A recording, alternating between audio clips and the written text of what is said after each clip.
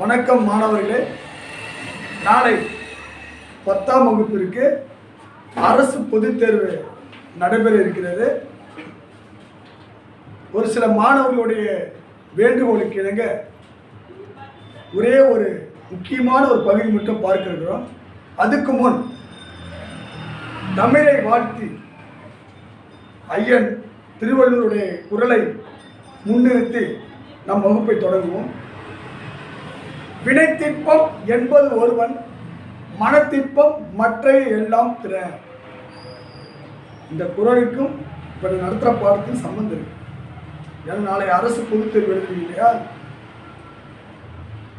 ஒரு செயலின் வலிமை என்பது உடல் வலிமை அல்ல, மன வலிமை.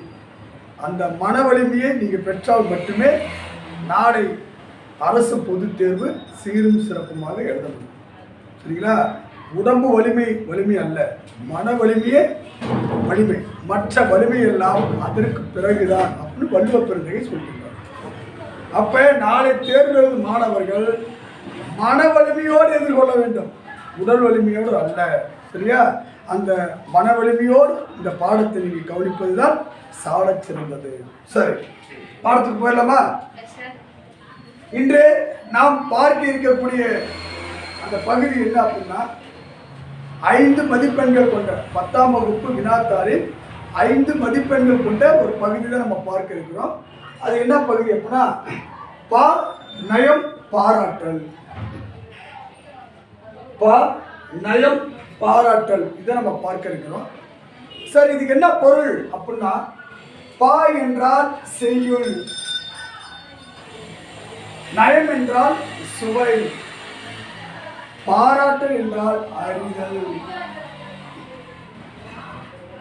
செய்யுளில் உள்ள சுவையை அறிதல். இப்போ நாம் பிரியாணி சாப்பிட்றோம், சாப்பிட்ட பிறகு தம்பி பிரியாணி நல்லா இருக்கா என்று கேட்கும் பொழுது நாம் என்ன செய்கிறோம்? அருமையாக இருந்தது, சுவையாக இருந்தது, லெக் பீஸு அப்படி பஞ்சு பஞ்சாக வந்தது, ரைஸு சாப்பிட்டோன்னே உள்ளே போனோன்னே ஜீரணம் ஆகிடுச்சு, இது மாதிரி ரைஸ் நான் பார்த்ததே இல்லை. அதுக்கு முட்டை வச்சாங்க பார்த்தியா, முட்டை அருமை. அந்த இணைப்பு சோத்துக்கும் அந்த முட்டைக்கும் அவ்வளோ ஒரு இணைப்பாக இருந்தது, நல்ல சுவையாக இருந்தது. அடுத்தது இந்த வெங்காய பச்சடி வச்சாங்க பாருங்கள், இன்னும் தூக்கலாக இருந்தது. எப்படி ஒரு உணவோட சுவையை நம்ம சாப்பிட்ட பிறகு அடுத்தடுத்து நம்ம அந்த சுவையை சொல்கிறோமா, அதே போல தான் ஒரு பாடலை படித்த பிறகு அந்த பாடலில் இருக்கின்ற சுவையை எடுத்து சொல்வது தான் இந்த பா நயம் பாராட்டல். இப்போ நம்ம ஒரு சினிமா பாட்டு பாடின பிறகு நம்ம சொல்கிறோமா இல்லையா, இசை நல்லா இருக்குது, வரிகள் நல்லா இருக்குது அப்போ நம்ம சொல்கிறோம் இல்லை, அதே மாதிரி தான் செய்யுள் பகுதியில் இருக்கின்ற அந்த பாடலை படித்து பிறகு அந்த சுவையை எடுத்து வைப்பது. அதான் என்னது? பா நயம் பாராட்டல், பாடலில் உள்ள சுவையை அறிதல். நம்ம பார்க்க இது விளக்கம் தெரிஞ்சிச்சா? பாநயம் பாராட்டல் என்னன்னு தெரிஞ்சிச்சா? ரைட். இப்போ பாநயம் பாராட்டல் வந்து அதிகமான நயங்களை கொண்டது, அதிகமான நயங்கள் கொண்டது. ஆனால் 10ஆம் வகுப்பு மாணவர்களுக்கு ரொம்ப அதிகமான நயங்கள் பார்க்க வேண்டிய அவசியம் இல்லை, சுருக்கமாக பார்த்தா போதும். சரியா? ஏன்னா நாளை வந்து அரசு பொதுத் தேர்வு, அனைத்தும் பார்ப்பது நமக்கு கால அளவு குறைவாக தான் இருக்குது. அதனால் சுருக்கமாக எளிமையாக நீ மதிப்பெண்கள் இருப்பதற்கு என்ன வழிங்கிறது நான் சொல்கிறேன். சரியா? இப்போ முதலில் நம்ம பார்க்க இருக்கக்கூடிய நயம் திரண்ட கருத்து.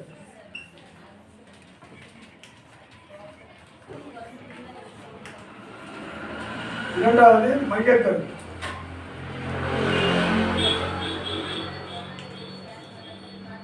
மூணு வந்து சொல் நயம். 4 வந்து பொருள் நயம்.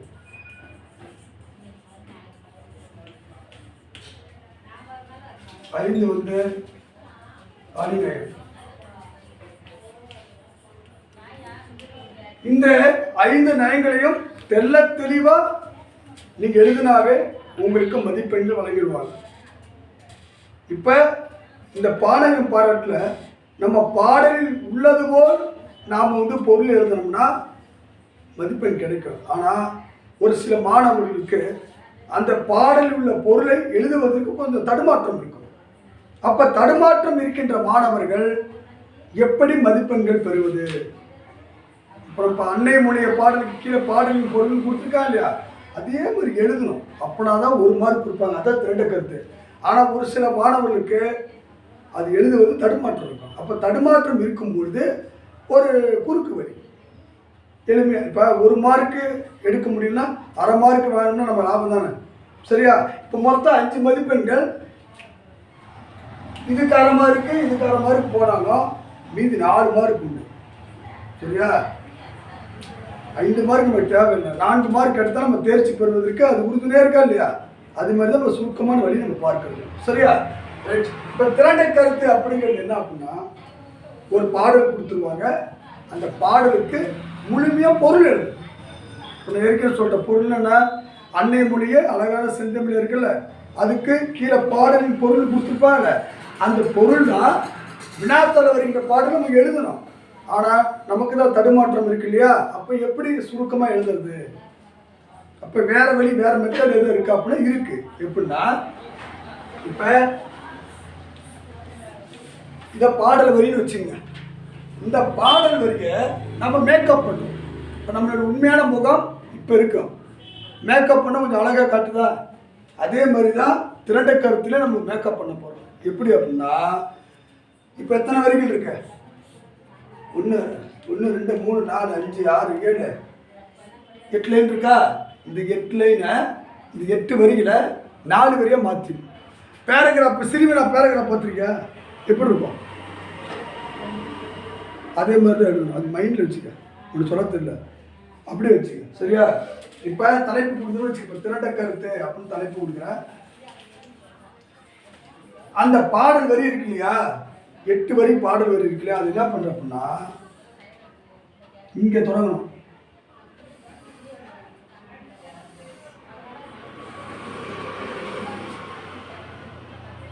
இப்படி எழுதிட்டுனா உனக்கு 4 மதிப்பெண்கள், அதாவது சிறுவினா மாதிரி மாறிடுச்சுன்னா திருத்தர ஆசிரியர்கள் அதை படிச்சுட்டு இருக்க மாட்டாங்க. மேக்கப் கரெக்டாக இருந்தால் போதும் 1 மார்க். யாருக்கு புரியல சொன்னது? யாருக்கு புரியல? ஆனால் நேராக தொடங்கிடக்கூடாது, பாடல் அப்படியே எப்படி எழுதிடக்கூடாது, கண்டுபிடிச்சிருவாங்க. அப்போ என்ன பண்ணோம், இந்த டா இருக்கு இல்லையா, இந்த டாவுக்கு நேரம் முதல் பாடல, முதல் வரி பாடல் இருக்கு இல்லையா, அங்கே தொடங்கி அப்படியே எப்படி எழுதணும், ஒரு சிறுவினா மாதிரி மேக்கப் பண்ணணும். அந்த பாடல் வரி தான் எழுத போகிற, ஆனால் எழுதும் பொழுது அது சிறுவினா மாதிரி மேக்கப் பண்ணி காட்டினா 1 மார்க் உண்டு, சரியா? இப்போ திரண்ட கருத்து புரியுதா? அடுத்தது மையக்கருத்து. மையக்கருத்து வந்து பார்த்தீங்கன்னா சுருக்கமாக சொல்லணும். அந்த பாடலில் எதை பற்றி சொல்லியிருக்காங்க? தமிழுடைய பெருமை பற்றி சொல்லியிருக்காங்களா, அல்லது நாட்டோடைய பெருமை பற்றி சொல்லியிருக்காங்களா, ஒரு அரசனுடைய பெருமை பற்றி சொல்லியிருக்காங்களா, அல்லது எதை கடவுள் பற்றி சொல்லியிருக்காங்களா? இது மாதிரி 4 வகையாக இருக்குது. இன்னொன்று மக்களை பற்றி சொல்லியிருக்காங்க, 2 வகையாக சொல்லுவாங்க. ஒன்று மிகைப்படுத்தி, இன்னொன்று தாழ்த்தி சொல்கிறது. இது 2 தான் அமையும். மக்களை தாழ்த்தி சொல்லுவாங்க, உயர்த்தி சொல்லுவாங்க. மன்னனை தாழ்த்தி சொல்வது, உயர்த்தி சொல்வது. மொழியை தாழ்த்தி சொல்வது, உயர்த்தி சொல்வது. இப்படி தான் பாடல் அமைஞ்சிருக்கும். அப்போ மையக்கருத்துங்கிறது ஒரே லைனில் முடிச்சிடணும், ஒரே வரி தான். இப்போ ஒரு தமிழோட பெருமை பற்றி சொல்கிறது, இப்போ அன்னை மொழியே அழகான செந்தமிழ் இருக்குல்ல, அது எதை பற்றி சொல்கிறாங்க? தமிழ் மொழியின் மேன்மை பற்றி, சிறப்பை பற்றி சொல்கிறாங்க. அப்போ என்ன ஆகுதுன்னா, இப்பாடலில் ஆசிரியர் தமிழின் பெருமையை பற்றி எடுத்துரைக்கிறார். அவ்வளோதான், இதான் மையக்கருத்து. சரி, இப்போ பாடல் நம்ம கொடுக்குறாங்க, பாடல் படிக்கிறது நம்ம தடுமாற்றோம். என்ன பண்ணலாம்? அது ஒரு மெத்தட் இருக்கு, பார்த்தலாமா? என்னன்னா, பாடலை கடைசி அடி இருக்கிற 2 அடி, அந்த 2 அடியை இங்க எடுத்து எழுதணும். எங்க மைய கருத்து போட்டு எந்த பாடல் கொடுத்தாலும் சரி 2 வரி எடுத்து எழுதி இவ்வரிகளில் ஆசிரியர் மைய கருத்தை கூறியுள்ளார். அவ்வளவுதான். இவ்வரிகளில் ஆசிரியர் மைய கருத்தை கூறியுள்ளார். புரிஞ்சு. எந்த ஒரு ஆசிரியரும் அடிச்சு விட மாட்டாங்க, அரை மார்க்கை கொடுத்துருவாங்க. அப்போ இதுக்கு ஒரு அரை மார்க்கு, இதுக்கு ஒரு அரை மார்க்கு. எத்தனை மார்க் ஆச்சு? ஒரு மார்க் ஆச்சா?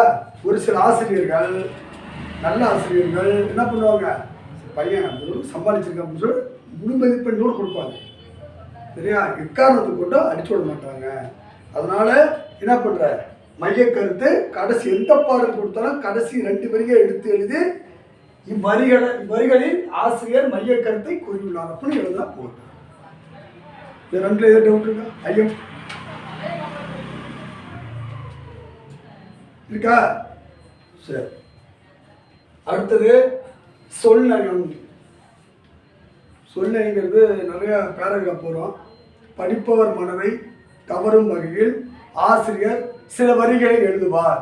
அதுவே சொல்நயம் எனப்படும். மனப்பாடம் பண்ண முடியுமா? வாய்ப்பு இருக்கா? மனப்பாடம் பண்ணிடலாமா? எழுதி போட்டா சரி, தடுமாற்றம் ஏற்படுது. அப்போ அதுக்கு ஒரு சுருக்கமான வழி இருக்கு. என்ன வழினா, உனக்கு பிடித்தமான பாடல், பிடித்தமான அந்த சொல் இருக்குமில்ல, அந்த பாடல்ல இது மாதிரி ஒரு ஸ்டார் மாதிரி போட்டு, ஒரு 5 ஸ்டார் போட்டு, உனக்கு பிடித்தமான சொல்ல என்ன பண்ணுவான், எடுத்து எழுதணும். நான் அதுக்கு பல, சில, மற்றும் அப்படிலாம் எழுதக்கூடாது. அந்த பாடலை பாருங்க, புகழ்பெற்ற சொல்லா இருக்கும். நிலா, வானம், பூமி, சூரியன், இது மாதிரி இருக்கும்ல. ஒரு 5 சொற்களை எடுத்து எழுதிடணும். எழுதிட்டு என்ன எழுதுற அப்படின்னா கீழே இது எழுதுனா ஒரு மாதிரி கொடுத்துருவாங்க. இருந்தாலும் என்ன இங்கே எழுதுறோம் அப்படின்னா, இச்சொல்லால் இப்பாடல் சிறப்பு. அவ்வளவுதான். இச்சொல்லால் இப்பாடல் சிறப்பு. போதும். ஒரு மாதிரி கொடுத்துருவாங்க. உனக்கு பிடித்தமான 5 சொற்களை எடுத்து எழுதி இச்சொல்லால் இப்பாடல் சிறப்பு அப்படின்னு எழுதுனா போதும்.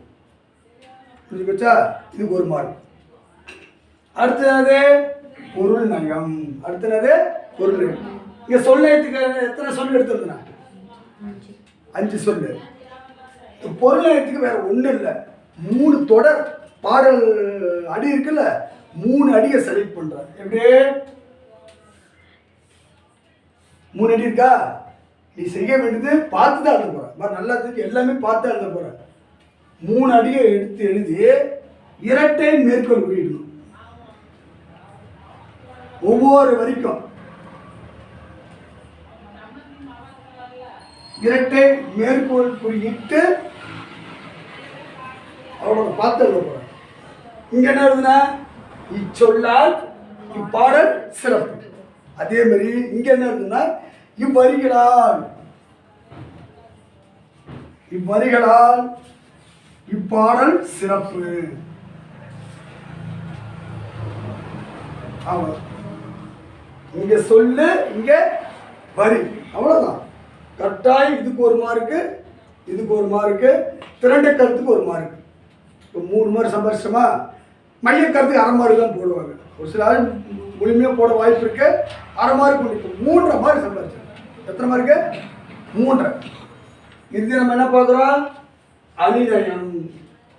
அணிநயம் 35 அணி இருக்கு. அவ்வளோ தேவையில்லை. எந்த பாடல் கொடுத்தாலும் உனக்கு இந்த போல அப்படின்னு என்னன்னு ஓமியணி. சரியா? போலன்னு கேட்டால் ஓமியணி போடு. அவ்வளோதான். போடலை. ஏதாவது எட்டாத பொருள் இருக்கான்னு பாரு. சூரியன் எட்டாது, பனைமரம், இது மாதிரி ஏதாவது எட்டாவது இருக்கிற கையில் தொட முடியாத பொருள் இருக்கும் இல்லையா, அது மாதிரி எதை சொல்லி இருக்கான்னு பாரு. சார் அது இல்லை, எதுவுமே புரியல, பாடலே புரியல, என்ன பண்ணலாம்? ஒன்றும் கவலைப்படாத. இங்க அணிநயம் எங்க இருக்கு? அணிநயம் இயல்பு, நவிர்ச்சி, அணி.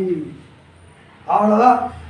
எல்லா பாடலுமே இந்த இயல்பு நவிர்ச்சி கட்டாயம் இருக்கும். இயல்பு நவிர்ச்சி என்ன? இயல்பான சொற்களை சொல்றது. கண்ணு, மூக்கு, அடுத்து பூமி, புத்தகம், கல்வி, இதெல்லாம் இயல்பாக நம்ம நம்ம இயல்பாக பயன்படுத்துகிற வார்த்தை என்னவோ அதுதான் இயல்பு. அப்போ அந்த சொல்லெல்லாம் பாடல்களில் இடம்பெற்றிருந்தா அதுதான் இயல்பு நவிற்சியல். எல்லா பாடலுமே இயல்பு நவிற்சியல் இருக்கும். அதனால் நீ எதுவும் யோசிக்கணும். பூமி எனக்கு தெரியலையா, உயர்வு நவிற்சியல் தெரியல, விட்டு மண்டை போட்டு குழப்பிட்டுக்காது. அணிநயம் போட்டு இயல்பு நவிற்சியல் இந்த இடத்துல தான் மிஸ்டேக் பண்ணுவேன். நவிச்சின்னு போடுவேன். என்ன எழுதணும்? நவி இர் சி, நவிர்சி இயல்பு, இயல்பு நவிர்சி அணி. அவ்வளோதான். இது எழுதுனா 1 மார்க்கு. அப்போ திரண்ட கருத்துக்கு 1 மார்க்கு, மைய கருத்துக்கு அரை மார்க்கு, மீதி 3க்கும் 3 மார்க். எத்தனை மார்க் ஆச்சு? 4. அவ்வளோதான். இன்னும் அரை மார்க் குறைச்சாலும் 4 மார்க் கட்டாயம் போட்டுருவோம். ஆனால் இது கரெக்டாக நீ ஃபாலோ பண்ணு. அவ்வளோ. இதுதான் வானயம் பாராட்டம். இதை தங்களுக்கு ஏதாவது ஐயம் இருக்கா? ஐயம் இருக்கா? இல்லைங்கய்யா. இல்லை. இதுவரை சீரும் சிறப்புமாக பாடத்தை கவனித்த ஆசிரியர் மாணவ பெருமக்களுக்கு மிக்க நன்றியை தெரிவித்துக் கொள்கிறேன். நாளை மீண்டும் சந்திப்போம். அனைத்து 10ஆம் வகுப்பு மாணவர்கள் நாளை சிறப்பாக தேர்வு எழுதும்படி கேட்டுக்கொள்கிறேன். வாழ்த்துக்கள். நன்றி.